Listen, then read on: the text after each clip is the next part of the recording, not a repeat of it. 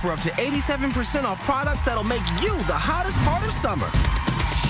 This is The View with Whoopi, Nicole Wallace, Rosie Perez. And today, Raven Simone, Joy Behar, and Michelle Collins hit the co-host chairs. It all starts now.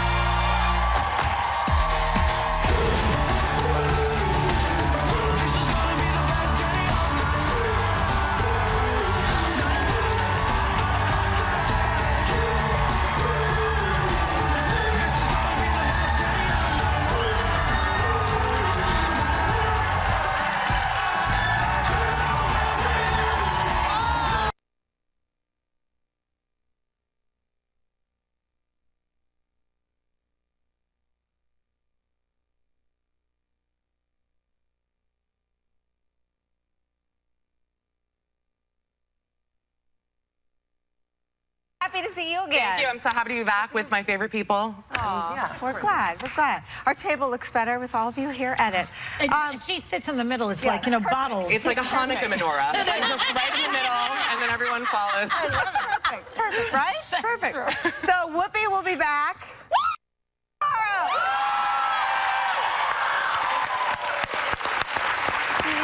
She sends her love, and she'll fill you guys in tomorrow as much as she can. But we're going to keep our promise not to subject you guys to a Whoopi-free hour. What have we got today, RP? Well, today it's the groundbreaking one-woman show that I love that put her on the map. Whoopi Goldberg, direct from Broadway. Please take a look.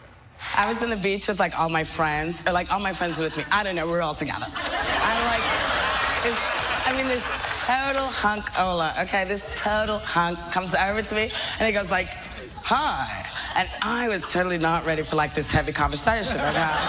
So like, you know, like I said hi, and he said hi, and we said hi, okay? So like then he said he was having a party, and did I want to go? So I said okay, and he said okay, and we said okay, okay.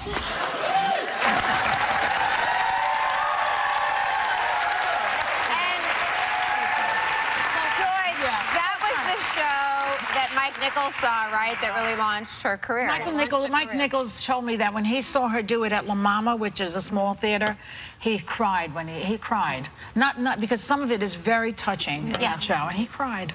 Yeah. Yeah, she plays a variety of different characters. Wonderful. And a lot of people copied, and you know, imitation is the best form of flattery. Well, we're sad that she's been gone for a whole week, but we're so happy we got to play all these clips because she'd never let us do it. So.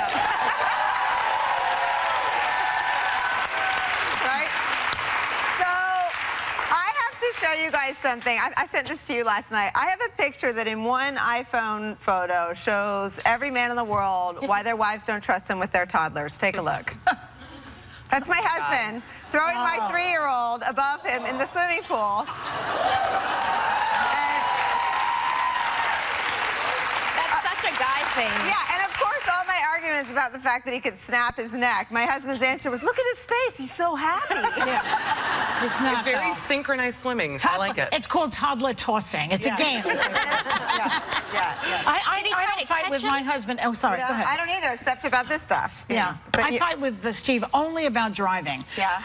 It's the only thing we fight about. I've been with him for like, what, 100 years now? I got a new car. I leased a new car, you know? Yeah. And now he has to let me drive. And he won't let me drive. Right? It's mine. Right. I'm with you there. I have been totally infantilized by this man. I am never allowed to drive. Why, you may ask? He's picky. Because a couple of times, one time I was tailgating a trooper. You were in a hurry. A state trooper on US 1. Another time last summer, I did drive the car into a farm stand. He said, pull into the farm stand. So I pulled into the farm stand. It was in the way. I'm taking your side. Tomatoes went everywhere. Did you get free fruit? Free fruit? That would be a lot of tomatoes. Very nice. So now he has to listen to me. Yeah, but did you let him, I mean, did you hold your ground, or did you? No, I let him drive because he, you know, he's practically crying. And But you know, it's interesting because you said, you know, this was your car, you leased it, and in marriages, finances are a big issue, you know, and then experts warn that couples shouldn't establish financial bonds too early because if the relationship doesn't work out, it makes it much harder to break it off. And this is referring also to couples who are not married. They are getting into financial situations, and if you break up, what's going to happen? Big mistake. My mom always told me keep an account separate no matter how long you're married from someone. Yeah. And it is hard to kind of separate finances when you're in a relationship that you're just dating because, I mean, I've always been the one to pay for bills. So if you can help me, that's great. If you can't, okay, I'll keep paying for it. But it's easier kind of to get through life if you're with me all the time, no? I'm like, what's the point of getting married if I can't have an account with someone? Do you know what I mean? I'm like, to me, it's like getting a new job. I'm like, oh, I just doubled my income. You know what I mean? Like, that's how I was raised. I am with you. I don't want to make all the feminists mad at me, but the happiest day was when my husband wrote the first check to my Macy's account. Y'all know I love my Macy's account. Sorry. You know, you girls are wrong because I had a girlfriend, she used to hide her clothes from her husband. Like, she'd buy a dress. Was it Bruce Jenner? He's like stealing it? No, I'm sorry. No, but why would you hide your clothes? Oh, I see. Because he had the account, and so she had to hide the clothes from him because she didn't want him to know she was spending the money. Or no? Well, Yeah, she wore them, but like he'd say, "Where did you get that?" She'd say, "Oh, I know, I found it in my closet." I've never done that. Well, financial independence is so vital to a relationship, and especially to women. You know, you should always have some money of your own, and if you don't, you know, just try to get a job, do something, because you just never know. Can we talk about what happened this weekend, though, at the Billboard Awards? Yes. Yeah. This was crazy. Well, good news is Taylor Swift won 8 awards, but Kanye West is making headlines this morning for a performance that I thought is a little ridiculous. You can't see him or hear him. Take a look. I'll take it from your how long you been high? All day, straight from the shaft. All day, shout. This ain't man, it's just me. Like, honestly, finally somebody shut Kanye up, right? Like, an Emmy to the censor. It took this long, and we did it. We did it. It's exciting. Like, I love performances. I'm a performer. I love performances. I want to see you perform. I don't even know if that was him actually on stage. He didn't have to show up if he didn't want to. There was no, Even visuals. I know that was him, but That's ridiculous. He does that. Did he do that to get censored? He's done it before because he did it at the Brit Awards in February, and viewers weren't able to hear the majority of his performance of All Day because they had to bleep out all the explicits, you know, but he's not the first person to do this. Just watch the BET Awards, you know, and look at Drake's performance of Forever with Lil Wayne and Eminem at the 2010 Grammy Awards. It was heavily bleeped out as well. You know, Paper Planes by Why did they choose those songs, though? Why, you know you have kids. To be provocative. You know you have kids listening. You know you want to sell your music, and I know you're gearing towards a certain audience, but there's other people want. She listens to Kanye. I have to say, I love Kanye. You're a big Kanye fan. She can see you perform. Yeah, but every time I see him, I think I'm losing my hearing. It's not that. It's their beeping. yeah, you're talking about fights with your husband. I would have been screaming, "Honey, the cable's broken." But you know the thing about Kanye, I read the song upstairs. I didn't even bring it down because I thought that the censors would fire me. Yeah. But you know, like someone knew that he was going to sing this. If I tried to read it, I would have to say all the bleep long, all the bleep, bleep. That's right. So Every fourth word was the N-word. I'm just going to say, I read the lyrics, and my eyeballs were like hanging out of my head. I was like, I mean, how could they even allow him to go I think it's unnecessary. I think you have so many rappers out here that know how to rhyme, that know how to speak, that know how to project themselves in a way that you don't need certain words. And yes, some words are needed because you need to express yourself. I'm down for some cussing here and there. I cuss all the time. But not when you're like, no. I need you to be on performance. Yeah. He's very popular. I think he does stuff like this to make sure people just pay attention. Producer and artist. You know, when I was on In Living Color, I was the choreographer, but I also booked the talent at the end of the show that closed the show, the musical talents. And yeah, and well, so what happened is that there was a lot of rappers that would come on, and we was like, you can't say these lyrics, and they would say, okay, bleep them out, or we will change the words. TLC was the only group that told us no. They said, we will not change our lyrics, so we will forfeit being on television because it's prime time. And where is Kanye said no, though? Like, do you think someone had that conversation? Calm down, Joy, calm down. They had a little issue. There's love and respect for TLC. You know, they had some issues. I'm sorry. I've been a big fan of Kanye. I don't know. You know what? As a fan, let me just say, I love you so much, Joy. As a fan of Kanye, let me just say that it hurt me because I actually want to hear him perform. You know what I mean? Like, I want to see a good performance, and to get up. Relieved. I don't know. I do like Kanye. I like hating songs Kanye. to perform. I think he's ridiculous. And you know, he's rubbing off on that poor little fam. All those girls got booed when they went up to introduce him. So Kanye, you can have the women in your family. The Kardashians? I thought they were saying who. I thought they were saying who. No, boo. Oh, maybe. Maybe. You might be onto something. I don't think so, though. We'll be right back with more Hot Topics. At least Mitt Romney had a fighting chance in the last election, so why is he stepping in the ring with the former heavyweight champ? Find out next.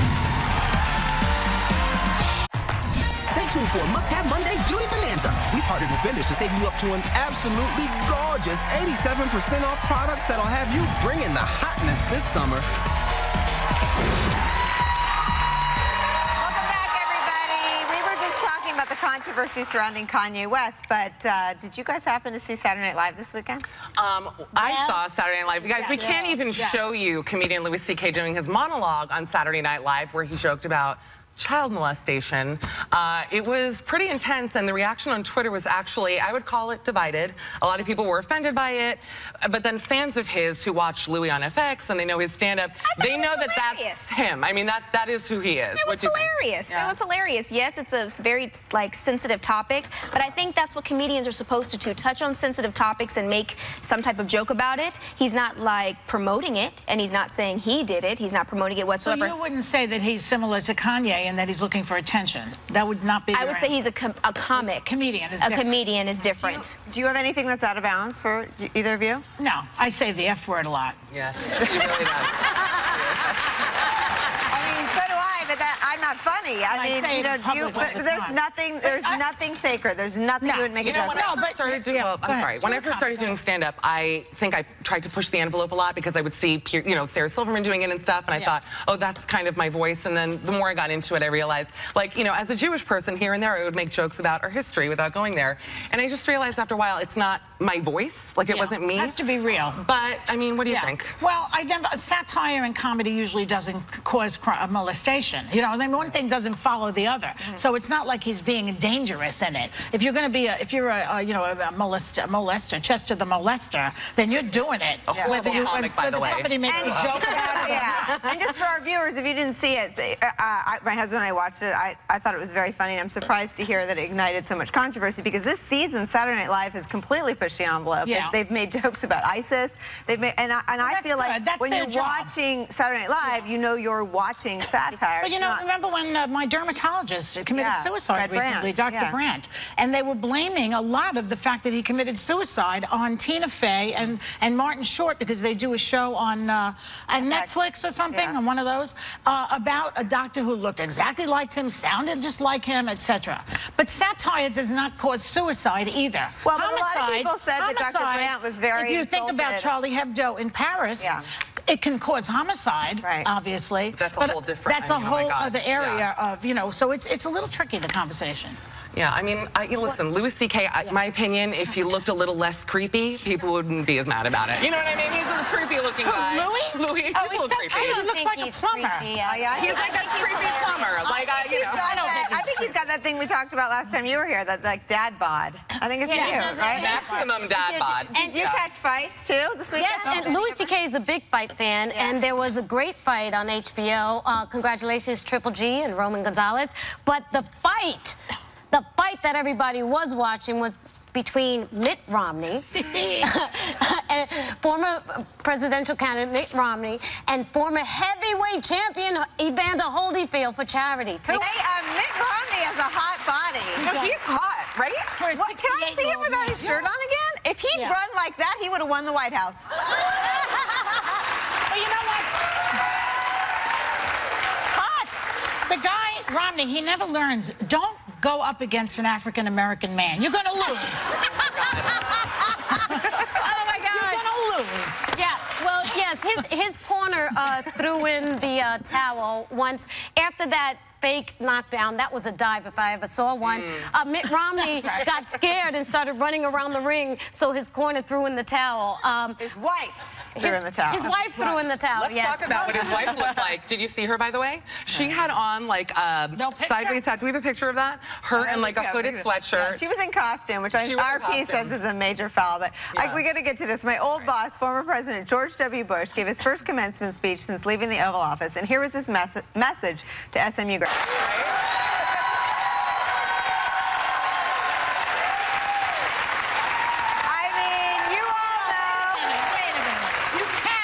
If your father was president, if you have a lot of money backing you, otherwise don't even try it. Well, listen, what I love about him is you, I think, spent 8 years telling some wicked funny jokes about him, and I'm sure you did too. I didn't catch all of yours, but I did watch the show. You just had to quote him. But no one makes a better Bush joke than George W. Bush. Yeah. He's funny. I would have voted for him as a comedian. See what I'm saying? Like, if he would have ran on a comic platform, Joy, then... I think he was a good president. But I think the point is to see him out there now laughing at himself. I still think he was a good president. Right, he was a great president.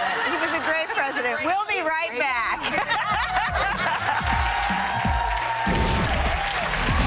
Next, actress Kelly Rutherford takes you inside her 6-year custody battle to get her kids back to America that she took all the way to the White House.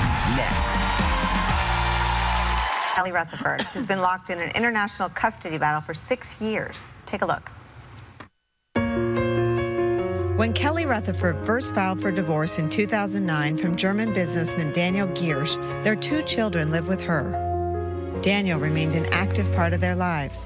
But after his U.S. visa was revoked for undisclosed reasons, Daniel was forced to relocate to Monaco. His exile didn't stop an L.A. judge from ruling that they would split joint custody, and since he was forbidden from entering the U.S., the kids would live with him overseas.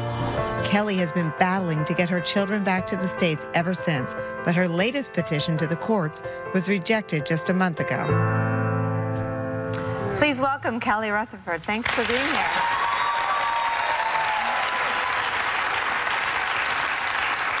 I can barely watch that, and I met you when your kids were even littler. And you've been dealt blow after blow in family court. How are they doing, and how are you doing? We're doing okay. I mean, given the circumstances, yeah. I mean, I've been back and forth a lot, and, you know, it's hard for us. It's hard to kind of understand why it's the way it is, really. Well, your son, Hermes, is 8, and your daughter, Helena, is turning 6 in a couple of weeks. And when was the last time you saw them, and how often are you able to fly there? Well, they went there about 3 years ago, and he was supposed to, the point of it was that they were going to go there temporarily, and he was supposed to work on his visa to return to the U.S., and then the kids would come home and everything. But it's been 3 years, and he's done nothing, made no efforts to reinstate a visa, and has filed to have jurisdiction in Monaco and now take But he's not the an right to American it. citizen. He's a German citizen living in Monaco. And so we have American citizen children living in a foreign country where none of us have rights. And we're just sort of, I'm hoping he does the right thing and decides to co-parent and help with the situation rather than make it more difficult. How are the kids dealing with this, and how are you dealing with this? You know, I think any parent would fight for their children and keeps going because they know what's right. And my kids are, you know, they think it's not fair. They want to know that I'm still fighting for them. But I stay super positive because we all know when mom's okay, kids are better off. You know, we can't really show everything because I don't want them to feel it. I want them to hopefully look back and say, and maybe read about it and say, oh my God, this is what was happening. Even though in their hearts, they're sad. Well, they feel bad for their mother, probably. Well, They miss you. How long has this been going on, this whole thing? How long has it been going on? Well, they were sent there 3 years ago. By this judge who decided that American children should be with their German non-American father in a foreign country. Can you imagine? No. It's outrageous, really. And I'm sure this has cost you a fortune, right? Well, that's not the important part. I mean, I think I would do it again. Yeah. Do you know what I'm saying? So the important part is that things get sorted out and the What right about thing you is moving there? Have you ever thought about that? Well, I don't think the judge's intention was to ship 3 U.S. citizens to a foreign country. At least I hope that wasn't her intention. I think the intention was to accommodate Dad. You know, we would all accommodate Dad for a period of time, let him, he's an adult, figure out whatever his visa situation was. We still don't know why. but and that he would resolve that, and we'd co-parent and all work together. You know, that was sort of the idea. The courts sound awful. Like, what's Plan B? Can the U.S. government do anything? Have you gone to the State Department or the White House, or what's the next avenue? Because this one seems really frustrating. Yeah, to me. I can imagine how you feel. It seems to make sense, but then, you know, I think when constitutional rights are affected and you have an international situation where you know nothing about the father, it's hard.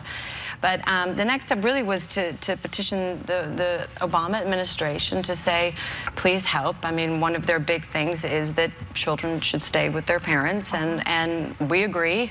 And, you know, I'm from this country, my kids are from this country, and my... So this guy can't even come back to this country. Well, that's what he's saying. There's no clear evidence of that, but we went on his word, so... Yeah, you know, we have to read a statement that Daniel's lawyer provided to us.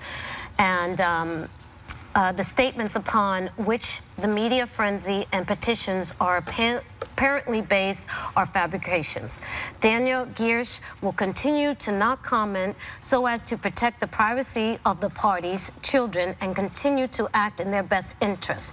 It is against a court order for Kelly to place the children's name and photographs in the media. Unquote. It's crazy that he has that kind of control, right? Yeah. Well, he doesn't, because here we are, and we're going to continue to follow this and tell your story, because I think if there's anything that people can do, and I would say, having been in the White House and the federal government, if there's anything, that's what the government is there for, to help American citizens. Yes. So I hope you get all the help you need. I really do. I really do. Sorry.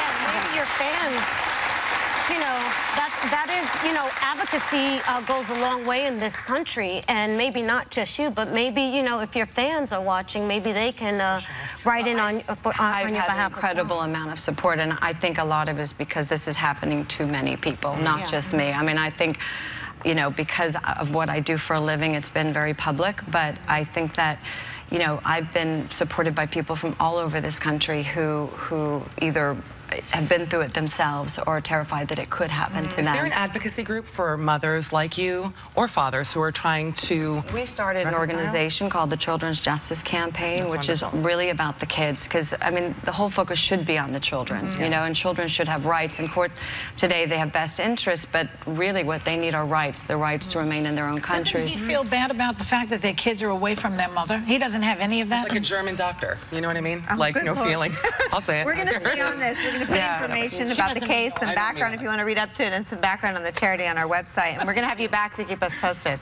Okay? Okay, our thanks to Kelly Rutherford. We're going to keep you posted, and to learn more, go to our website. We will be right back. There's a zombie invasion tearing America apart, and we love it. The Walking Dead's Denai Guerrero talks about the record-breaking TV obsession fans are dying for. Season finale of The Walking Dead, and right now we have the biggest badass from one of the biggest hits on TV. Please welcome Denai Guerrero. Okay, first of all, they phonetically a big ass. See, it's a little different. They had your last name phonetically pronounced, written incorrectly. Could you just say your last name for us? Gurira. Thank you, dog. Thank you. I mean, yes. In Zimbabwe, it's like Jones, you know. Like, what do the Guerreras got at their house that I don't got? I got you. So now The Walking Dead is about humans trying to survive a post-apocalyptic world run by zombies. Now, this is the season finale, and why are zombies such a big hit? Like, what is it about them?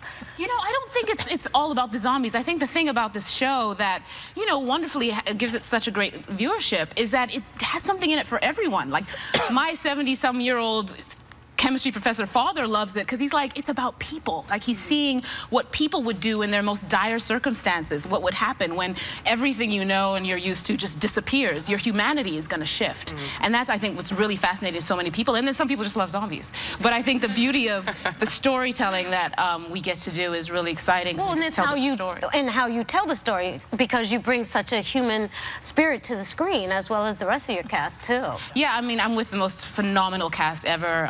the wonderful, astounding leading man, Andrew Lincoln, who is just an amazing man and really helms us all into keeping it real and true and complex. And I think that that really allows a myriad of people to find it interesting and engaging. I love Andrew Lincoln, but every time I see The Walking Dead, I think of him in Love Actually, and it like takes me out of it a little bit, but he's fantastic. The beauty is that he's so different in this. Like, he's such really a transformational actor. I do love him. Anyways, you play Michonne. She's a sword-slinging zombie killer, and in the finale, your group found shelter in a place called the Alexandria Safe Zone, which I hear has great Yelp reviews, by the way. Thank you. We also met a rival group of survivors called the Wolves. And what's going to happen between these two groups? Well, it is a really, it's kind of a table set for God knows what, right? I mean, it's this very scary kind of feral group of dudes. You don't know what they're up to. And then there's a group of very, you know, conservative people who've really been allowed to live a really sheltered life amidst this apocalypse, which our group has not been allowed to do. And then you have us, who are still good at heart, but, you know, we're weather-worn. Like, we can do anything. We can pivot. So it's kind of a group that could, you know, when we're all meshing together, what's going to happen? It is going to be something that What about romance? Are you going to find love with Rick at some point?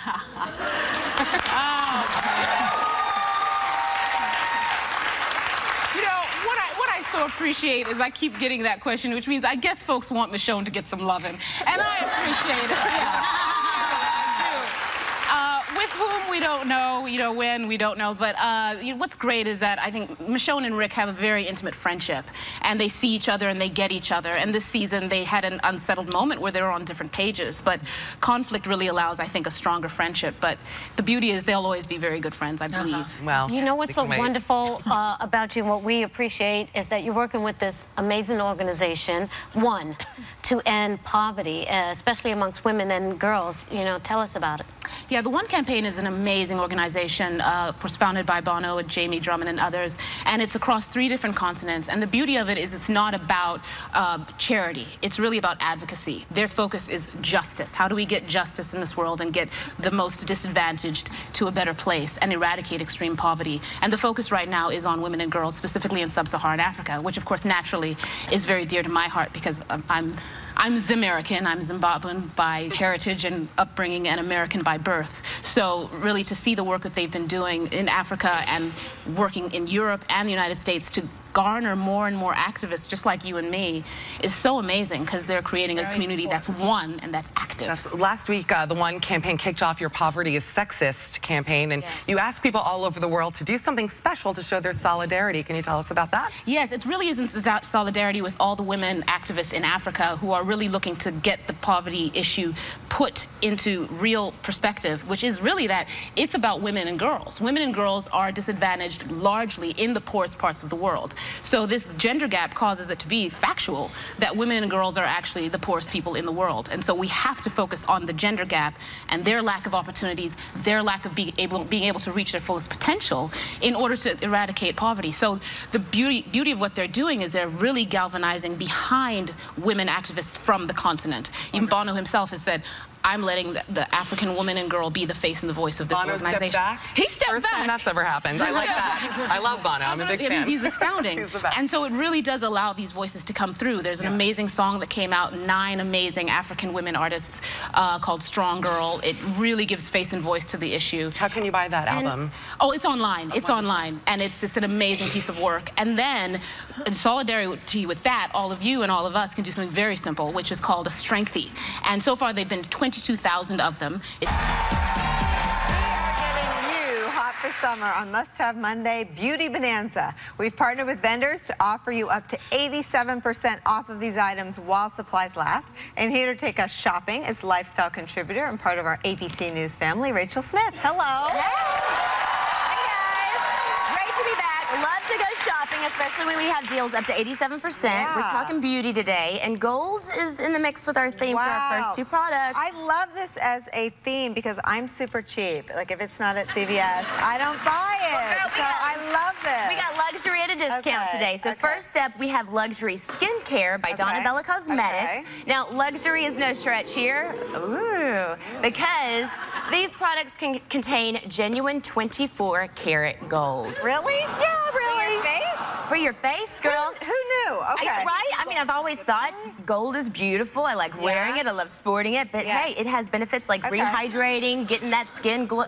Raven's already putting it on. It's nice. It has a nice creamy texture, and it's not very watery. It feels like it's moisture. I can wear it to sleep, and I feel comfortable. Yeah. And so and what's the regular price? Well, there are 8 different products up for grabs here, so you can. They'll focus on eyes or wrinkles or whatever your need is, and make sure you're staying in touch with your skin sensitivity level. I want to put it on and wake up looking like you. A million. Oh, girl, please. All right. So what's the regular range, and then what are we? You're gonna fall out of your seat. The retail price is up to $495. Oh my God. But our deal is as low as $55. That's amazing. Yeah. Great stuff. Okay. I did not believe this one. Okay. You better believe. Break the news. What do we have here? This again is sticking with our golden theme. It is a 24.